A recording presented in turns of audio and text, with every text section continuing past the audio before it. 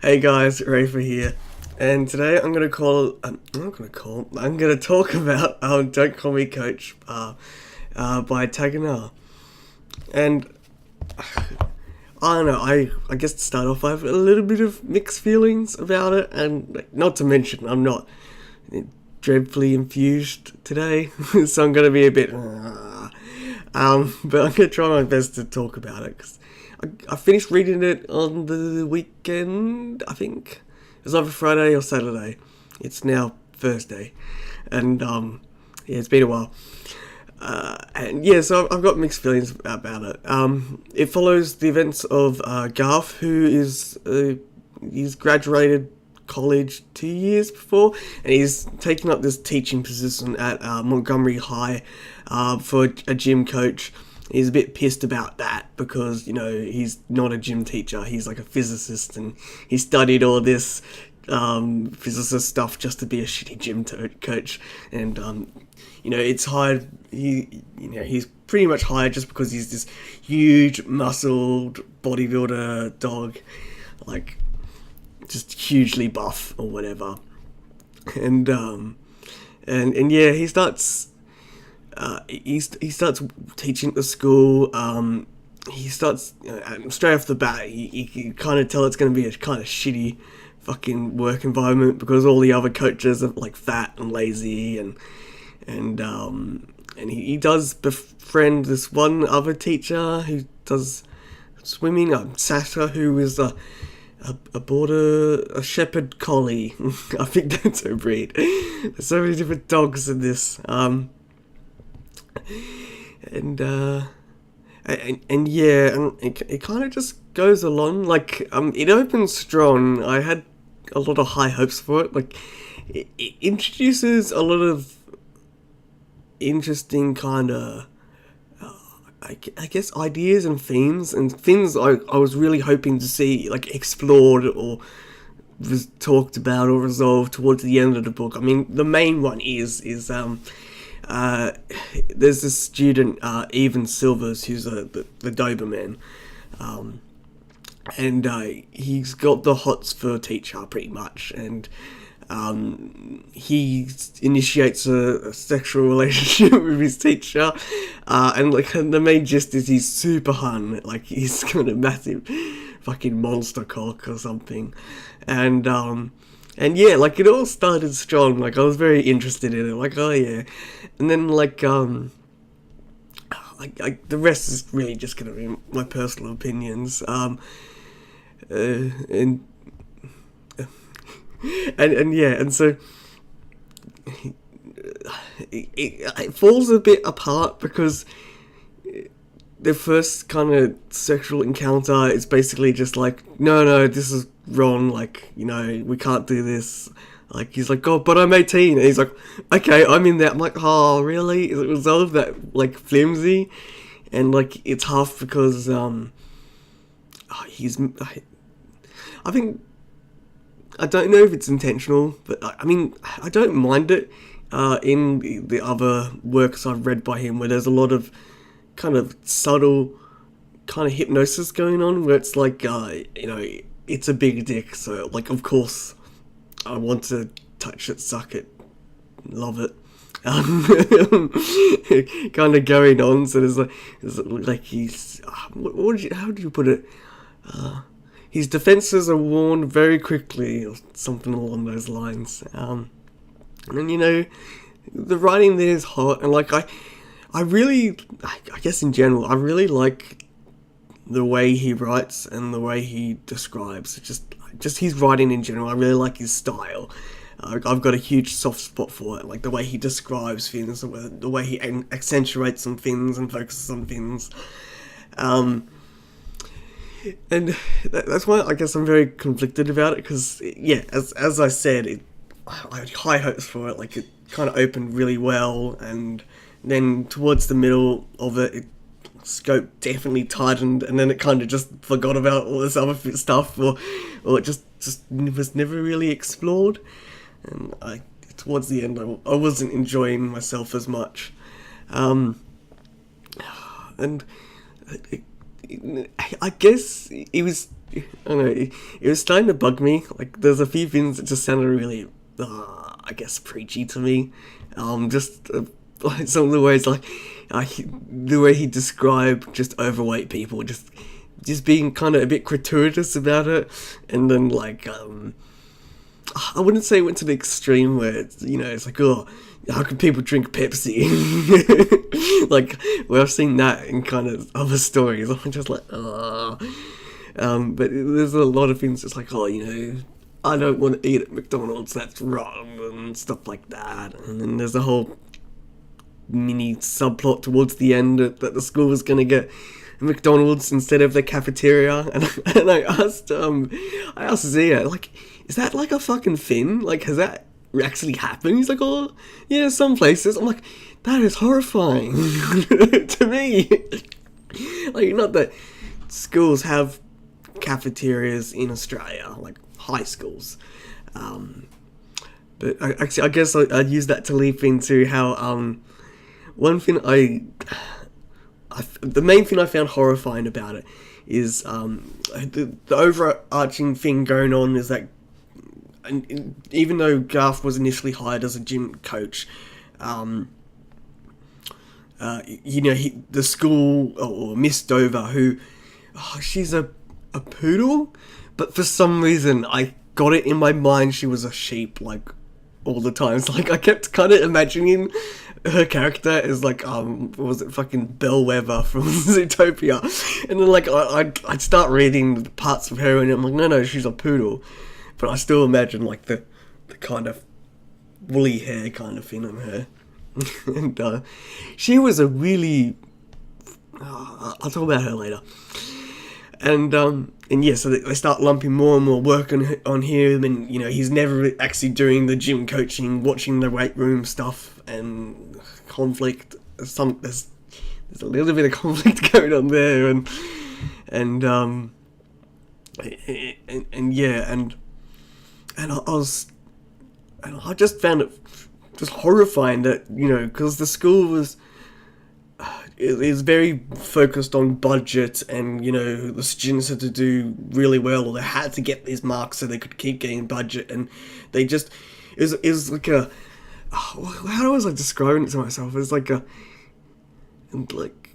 privatized capitalist hellscape to me. It's like horrifying. It's like the school was entirely built to run a profit, or to stay making budget. Like, that was, its whole ecosystem. Like, it wasn't teaching people, it was just making sure they kept getting more and more money to keep running all the stuff they're spending money into every year. And it's just like, and there's a board, like, investors or directors. I'm like, this is horrifying. Like, because, mind you, like, a lot of privatization and stuff kind of horrifies me. But we're not getting into politics now. Not too much. And yeah, and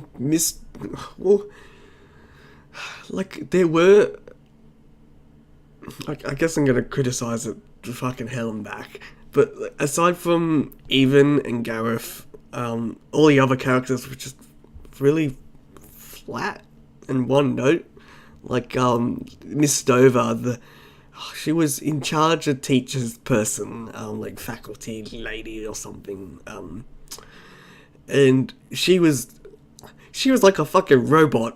Like, she had no emotions, just constantly, like, just said what needed to be said to run or pressure Garth or the school or whatever. And, like, I think, I know it was intentional, because there's a bit where Garth, I keep wanting to say Gareth. I've never heard the name Garth, and where he describes her as a robot, and, like, she needs to be plugged in when everyone's gone home, and I'm just like, maybe you shouldn't have drawn that conclusion, because now it's fucking there all the time. And, like, it was just really weird reading these scenes between her and Garth, where, Garth's this big, massive fucking muscle dog, and he's starting to lose his shit. And there's, I think there's a bit too many exclamation marks. Because he's basically like shouting at her whenever they had whenever they had a conversation, and she's like, "Okay, I know you can do it." I'm like, who is this person? Like, she has the iron will. She's completely unflappable. And then the vice principal was a bit like that. Which I know what they were like. You know, I got what they were getting at, but he was a bit too iron faced as well, like stone, like just set path or whatever. Because yeah, the vice principal at my high school was a bit like that. But you know, I guess I could say I went to a bit of a. I guess I'll elaborate a bit more. So it was really weird reading this because, you know, the high school that I think it was. I wouldn't say it's a typical high school, but I feel like it's a lot in the same vein. Like, there's a lot of things there, and to me, going to my high school, because I went to kind of a bad high school. Like, it constantly had a bad rep. Like, you know, if you told someone you went there, they're like, oh, you get into fights all the time. It's like, and it wasn't really that bad, like, compared to this other school. Like, I'm pretty sure there was only like a couple hundred students. In my graduating year, there was 30-something students. Some of my classes, actually, one of my classes, there was only just the two of us, but there's others where it's 4 of us in a class and 3 of us in a class, and there was kind of joint classes with like our senior years, where, you know, we did a bunch of that textbook stuff, which it does go into in this book, but like, you know, yeah, a lot of the time the teachers were kind of, you know, trying their best to not be emotional or whatever, but there's a lot of teachers that just like lost their shit. Like, there was this one time where my best friend and I hit him with my pencil case in music, and then he hit me, and then like it split my head open and I was bleeding everywhere, and the music teacher turns around and just sees just fucking blood everywhere. He loses his shit.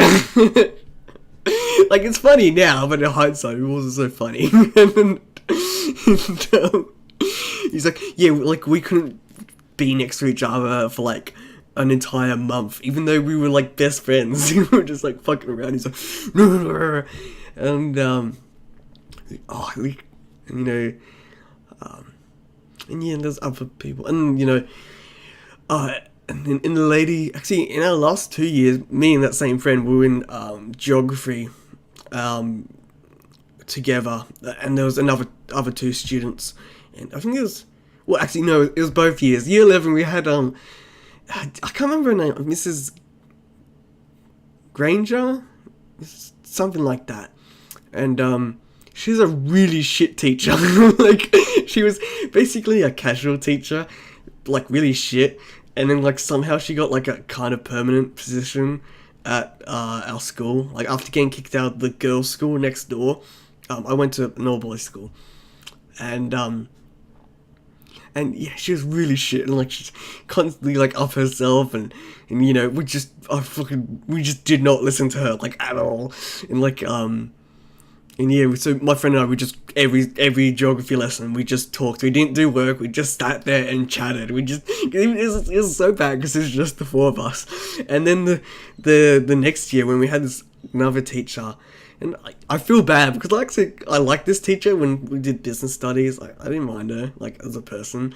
But just in geography, it's like, me and him fucking didn't want to do any work because geography was shit. Like, I like geography, but not the geography you do in your senior year of high school. So yeah, me and my friend, we just chat. And then, like, at the end of the year, I get top in geography, even though we did no fucking work inside the classroom.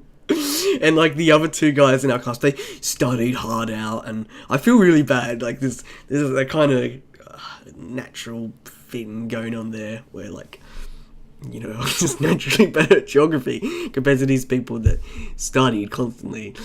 And I think that was my best one in my kind of final exams. But I did not give a shit about studying or anything in high school. I just, let's just go through, get the certificate, yep, done. Because I didn't plan on going to uni or anything like that. And I still stand by my decision these days. So yeah, aside from that tangent, I'll draw it back in. So yeah, the reading a short novel about a high school is still quite weird to me. It's always interesting because I want to understand that culture.